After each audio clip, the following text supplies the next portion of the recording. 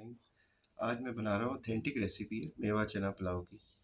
इसमें ये बड़ा गोश्त लिया है और इस तरह के चंक्स इसमें यूज़ होते हैं। हड्डी के लिए मैंने ये चांप्स ले लिए 2 और तकरीबन 2 किलो के करीब है उसके।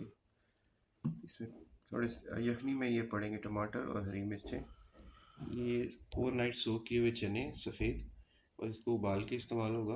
ये ब्लैक किशमिश है, इसमें यही यूज़ होती है, अगर ये नहीं तो दूसरी कर लें। ये तला हुआ प्याज यूज़ होगा और 1 किलो चावल है। ये कायनात के सेला चावल है, इसको 4 घंटे सोक किया है। उसके बाद 50% उबाल के फिर इसको पुलाव में डाल के और दम दिया जाएगा। जब मैंने 3 लीटर पानी ले लिया, एक मिट्टी की हंडी है, इसमें 1.5 खाने का चम्मच नमक डाल रहा हूँ। ये कुछ खड़े मसाले डाल रहा हूँ, 3 बड़ी इलायची, ये 2 मैंने फूल लिए हैं बादियान के, ये तेजपात है, 8-10 लौंग लिए, थोड़ी सी काली मिर्च का लिया।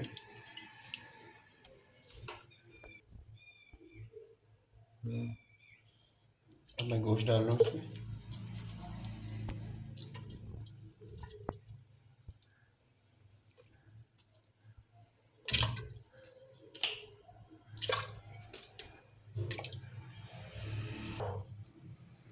गोश्त डाल दिया, देखिए डिप हो गया सारा।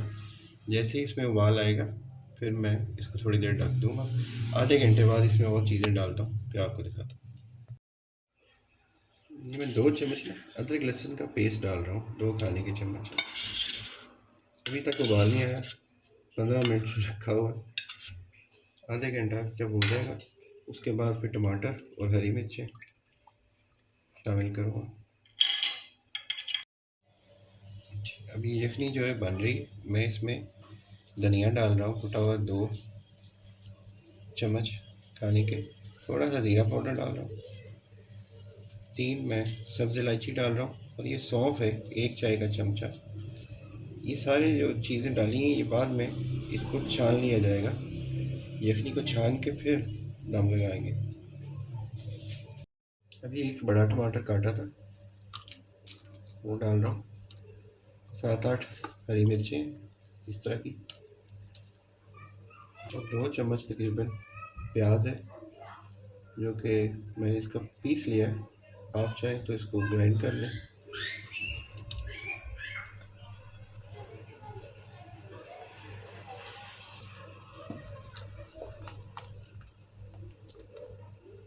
अब इसको 1.5 घंटे बाद चेक करेंगे, अगर गोश्त जो है नरम हो गया तो फिर निकाल लेंगे, अदरवाइज़ फिर मज़ीद आधा घंटा रखें। एक ना लाल मिर्च का छोटा चम्मच मैं डाल रहा हूँ।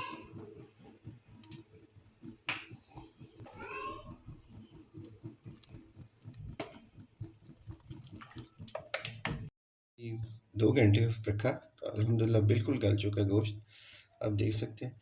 अब मैं गोश्त निकाल लेता हूँ और जो यखनी है उसको ड्रेन कर लेता हूँ। चावल उबाल लेता हूँ, हाफ़ डन करने हैं चावल, हाफ़ डन से थोड़े ज़्यादा कर लें 60%, और उसके लिए तकरीबन 1 किलो चावल के लिए 1.25 लीटर यखनी चाहिए होगी। ठीक है, पहले चावल उबाल लेते हैं, उसके बाद इसको फिर बताता हूँ क्या। जी ये मैंने चावल इसी में उबाले हैं, इसी में मैंने फिर नीचे सबसे गोश्त रखा है, ऊपर ये काला मेवा और चने डाल रहा हूँ इनके ऊपर।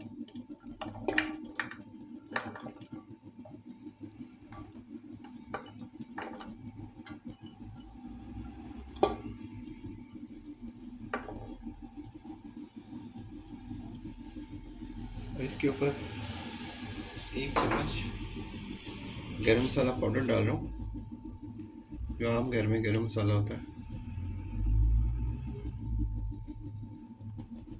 अब ऊपर चावल डालता हूँ। ये तकरीबन 60% चावल जो है डन कर लिए, बाकी ये दम लगेगा तकरीबन आधा घंटा, उसके अंदर ही इंशाल्लाह ये अच्छे हो जाएंगे। अभी मैं तकरीबन यखनी डाल रहा हूँ इसमें 7 लीटर डालूँगा तकरीबन।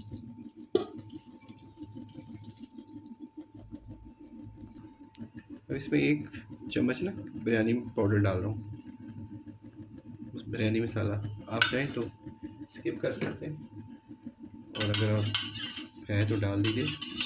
वैसे ऑथेंटिक रेसिपी यही है कि वो डालते हैं।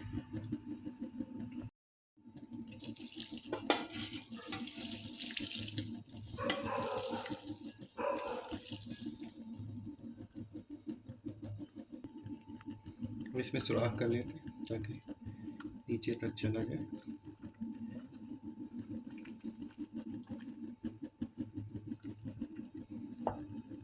चलिए 15 मिनट दम लगाए हो गए, और हमने अभी तक कोई इसमें घी नहीं डाला। अब मैंने घी बहुत ज़्यादा पकाया, तकरीबन 1 कप घी है, वो मैं इस पर डाल देता हूँ।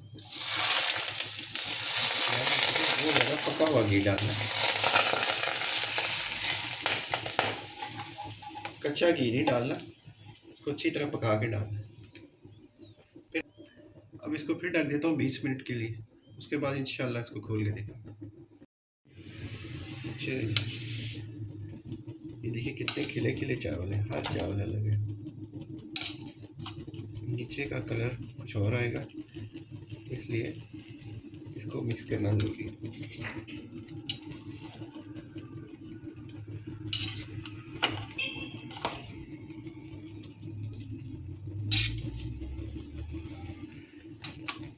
इसको मिक्स करता हूँ और फिर आपको फाइनल डिश में डाल के दिखाता हूँ।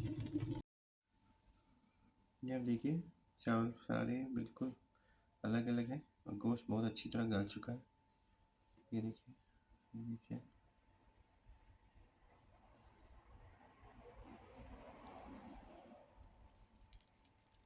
अल्हम्दुलिल्लाह बहुत खूबसूरत और बहुत अच्छी खुशबू आ रही है।